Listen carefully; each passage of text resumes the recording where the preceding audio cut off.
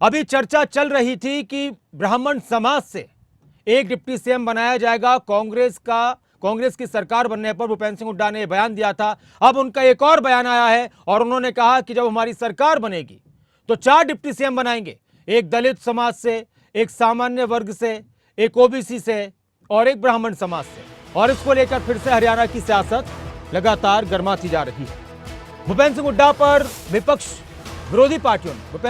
विरोधी पार्टियों ने बीजेपी ने, जेजेपी ने, एनएलओ ने, आम आदमी पार्टी ने यह भी सवाल उठाए जब ब्राह्मणों को लेकर उनका एक बयान सामने आया था कि क्या ब्राह्मण मुख्यमंत्री नहीं बन सकते। इस तरह के सवाल भी थे। अब एक और नया बयान उनका, हालांकि इस तरह की बात 2019 में भी कही गई थी, यह भी कह रहे थे भूपेंद्र सिंह हुड्डा।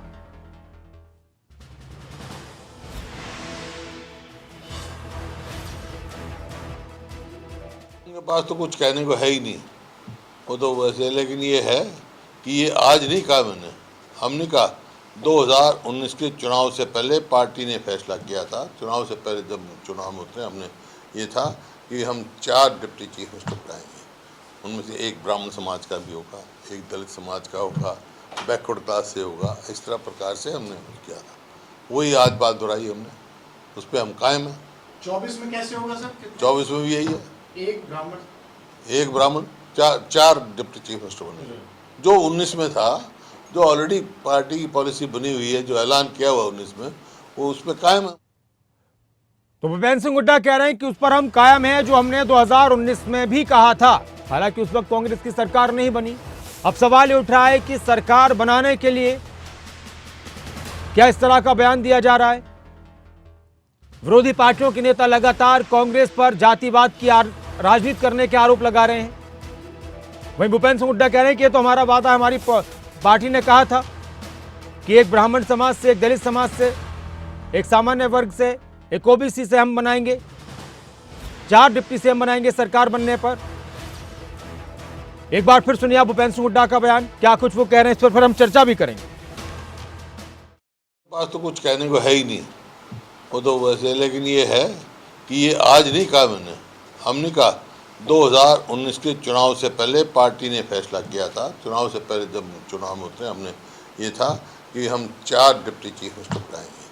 उनमें से एक ब्राह्मण समाज का भी होगा, एक दलित समाज का होगा, बैकवर्ड क्लास से होगा। इस तरह प्रकार से हमने किया था। वही आज बात दोहराई हमने, उस पर हम कायम हैं। 24 में कैसे होगा सर? 24 में भी यही है, एक ब्राह्मण, 4 डिप्टी चीफ मिनिस्टर बने। जो 19 में था, जो ऑलरेडी पार्टी की पॉलिसी बनी हुई है, जो ऐलान किया हुआ 19 में, वो उस पर कायम है।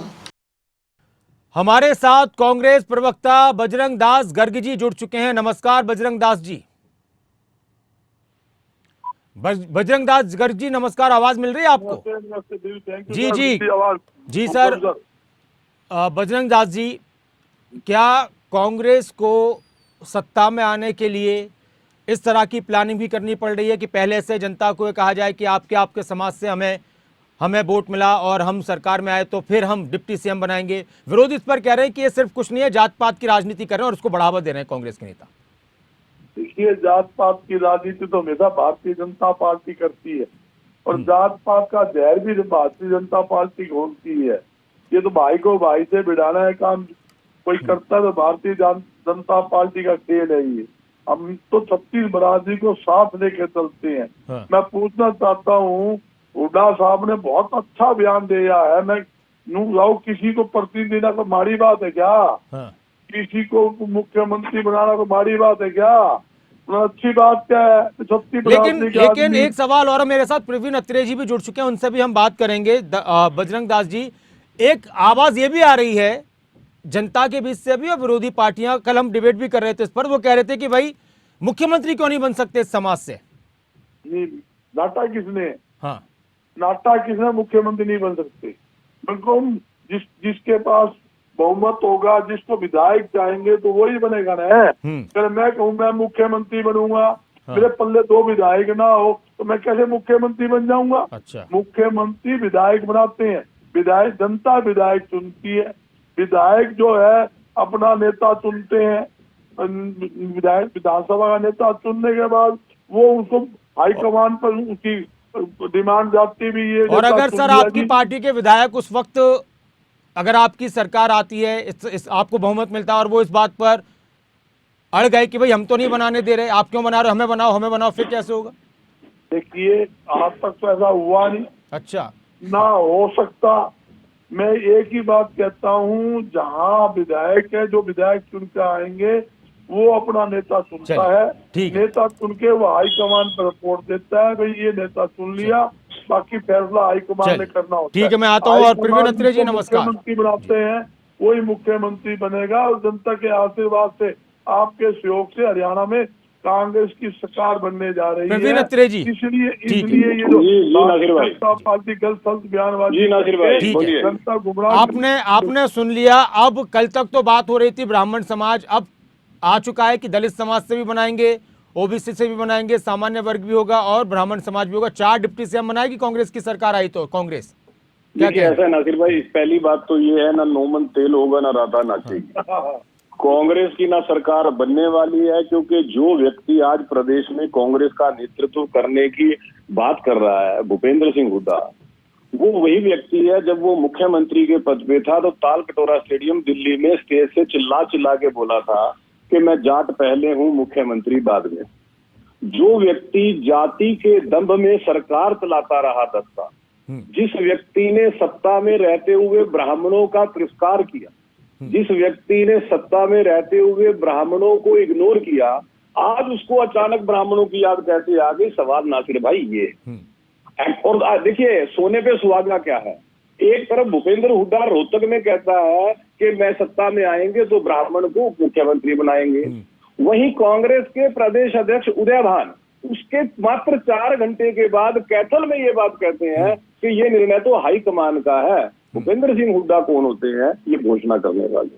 अब आर्मी समझिए आप कि किस तरह से प्रदेश अध्यक्ष की भाषा कुछ और है, हुड्डा साहब की भाषा कुछ और है, और इनके एक विधायक जिनकी ये कोई मतलब हैसियत ही नहीं है कि वो किसी को टिकट भी दिलवा सकें या किसी को मुख्यमंत्री बनवा सकें, वो जाके सार्वजनिक मंच पे कह रहे हैं कि हम किसी पिछड़े को नहीं, लेकिन प्रवीण अत्रे जी, भूपेंद्र सिंह हुड्डा तो कांग्रेस के इस बड़े कद के नेता हैं कि उनकी बात तो कांग्रेस मानेगी अगर वो इस बात को कह रहे हैं तो। पहले कांग्रेस हुड्डा पहले खुद की टिकट तो ले लें, चुनाव तो जीत अच्छा। ले। विषय ये है नासिर भाई के पहले चुनाव तो जीत लें, उसके बाद। लेकिन सबसे बड़ी बात यह है कि जिन ब्राह्मण समाज का आपने तिरस्कार किया, जिन ब्राह्मण नेताओं को भूपेंद्र हुड्डा ने कांग्रेस छोड़ने के मजबूर कर दिया था अपने कार्यकाल में, आज वो ब्राह्मणों की बात कैसे कर रहा है? अब देखिए विषय, मुख्यमंत्री मनोहर लाल, मैं बजरंग जी आ रहा हूं आपके पास ही। आप प्रवीण अत्रे जी, ऐसा है, अभी एक और नया बयान भी आया, शायद वो भी आपने सुन लिया होगा कि 4 डिप्टी सीएम बनाएंगे। देखिए, ऐसा है कि हरियाणा एक बहुत छोटा सा प्रदेश, आप भी जानते हैं नासिर भाई कि हरियाणा एक छोटा, 90 विधायक होते हैं यहाँ पे, और ऐसे छोटे प्रदेश के अंदर इस तरह की बातें करना, मुझे लगता है कि जब कोई राजनीतिक दल सत्ता से लगातार दूर जाता रहता है, उसमें झटपटाहट बढ़ जाती है, उसके अंदर बौखलाहट बढ़ जाती है, वो स्थिति है कांग्रेस। लेकिन नासिर भाई, अब हुआ ये कि हरियाणा में मुख्यमंत्री मनोहर लाल ने प्रदेश का मुख्यमंत्री बनते ही ब्राह्मणों को सम्मान देना शुरू किया, भगवान परशुराम के नाम पे डाक टिकट जारी की।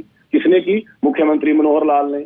जो मुख्यमंत्री आर्थिक आधार पे कमजोर वर्ग के लिए 10% आरक्षण का प्रावधान करता है, और जो लोग उसके विरुद्ध कोर्ट में चले जाते हैं उनको गोद में बिठा रखा है भूपेंद्र सिंह हुड्डा ने। पहले उन लोगों को तो गोद में से उतार दो। जिस तरह की बातें भूपेंद्र सिंह हुड्डा कर रहे हैं, पंचकुला का ब्राह्मण समाज नासिर भाई 10 साल हुड्डा सरकार में इस बात के लिए लड़ता रहा कि हम एक चौक का नाम भगवान परशुराम के नाम पे रखना है, लेकिन नहीं रख सके। मनोहर जी आए तब जाके भगवान परशुराम के नाम पे चौक बना पंचकुला के अंदर। अब जवाब ले लेते हैं अत्रे जी। बजरंग दास जी, एक तो जो सारे सवाल वो उठा रहे हैं उनका, और दूसरी बात वो ये कह रहे हैं कि अब सरकार नहीं बनने ही नहीं जा रही, तो फिर इस तरह के बयानात छटपटाहट दिखाते हैं, बौखलाहट दिखाते हैं। देखिए, मुंगेरी लाल के सपने देखना सबका अधिकार है। सरकार ने भी सपने देखने पर टैक्स नहीं लगाया, और अत्रे भाई को पता है भारतीय जनता पार्टी की जमीन खिसक चुकी है, और इनके हालात पता है। आज हिसार के अंदर जनसंवाद मुख्यमंत्री जी मनोहर लाल खट्टर जी कर रहे हैं, बीजेपी के सिवाय कोई आदमी नहीं है, 5 जिले की फोर्स लगा रखी है। जहां जहां हरियाणा का मुख्यमंत्री जनसंवाद करता है, जनता खुला विरोध उनका कर रहे हैं, गांवों में घुसने नहीं दे रहे। बात ये करते हैं लंबी लंबी, हरियाणा के अंदर 36 बरादरी का आशीर्वाद हमारे साथ है। ठीक है, सर। 36 बरादरी कांग्रेस पार्टी को चाह रही है। ठीक है, और बजरंग जी। 2005 से लेके 2014 का राज ठीक है, एक लोगों ने सवाल और है देखा है। बजरंग जी नहीं, कि एक आप सवाल मैं ब्राह्मण की बात हाँ, कर देता हूँ। हाँ। ये ब्राह्मण की बात करते हैं कि ब्राह्मण का ये कर दिया, ब्राह्मण ये तो वो बिल्कुल लोग हैं, किया है। मनोहर लाल पैरावर खट्टर की ने जमीन मुख्यमंत्री मनोहर लाल ने लीज समय बढ़ा के दी चाहता हूँ। और मुख्यमंत्री मनोहर लाल ने जो जुर्माना ब्याज राशि माफ कर दी। मुख्यमंत्री मनोहर लाल ने ब्राह्मणों के को सम्मान देते हुए बाकायदा भगवान परशुराम के नाम पे डाक टिकट जारी सर, की। एक एक करके बजरंग जी और अत्रे जी, क्योंकि समझ में नहीं आ ब्राह्मणों को पार्टी से निकलने पे मजबूर कर दिया था हुड्डा साहब ने। तब कहाँ सो रहे थे कांग्रेस मित्र? एक एक कांग्रेस से एक ब्राह्मण नेता को मजबूर कर दिया पार्टी छोड़ने के लिए। ब्राह्मण नेताओं की राजनीति को दबाने का प्रयास किया भूपेंद्र हुड्डा ने। सर, ऐसे आप समझ में नहीं आएगा। एक मिनट, अब मेरा एक सवाल और था दास जी, बजरंग जी आपसे, कि कई सारे मुद्दे हैं जिन मुद्दों को उठाकर आप बात कर रहे हैं और पब्लिक में जा रहे हैं, बेरोजगारी, महंगाई और भी बहुत सारे मुद्दे हैं, विकास की बातें हैं, तो क्या वो बेअसर नजर आ रहे हैं इस वक्त मुद्दे, जब हमें इस तरह की बातें आपकी तरफ से सुनने को मिल रही हैं कि हम अलग अलग पार्टियों, अलग अलग वर्गों के हम उप डिप्टी सीएम बनाएंगे, क्या वो मुद्दे बेअसर नजर आ रहे हैं? दास जी, मेरी बात सुन लो जी। मुद्दे तो भारतीय जनता पार्टी खिलाफ एक नहीं सैकड़ों मुद्दे हैं। हाँ। मैं गिनाने लग जाऊं आपके चैनल भी से लेकर रात हो जाएगी। तो फिर ये वाली बात क्यों आ रही है अब? बेरोजगारी, इन्होंने गरीबों के मुंह का निवास छीनने का काम किया है।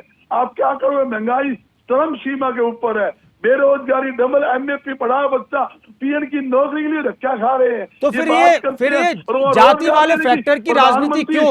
बजरंग दास जी, चाहता था 2 करोड़ युवाओं को नौकरी दूंगा इस साल, कहाँ है नौकरी देने के बजाय नौकरी छीनने का काम किया।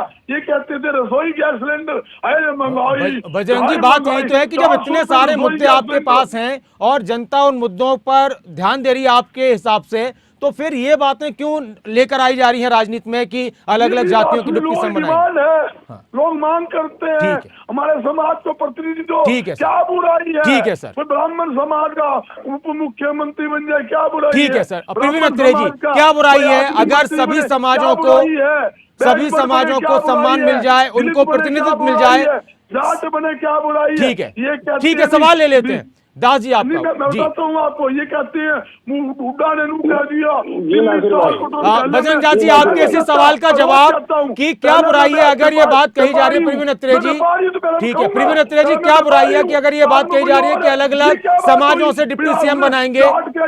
ठीक है, बजरंग दास जी, आपकी बात का जवाब सुन लीजिए। बन जाएगा, ब्राह्मण कैसे बन जाएगा? ब्राह्मण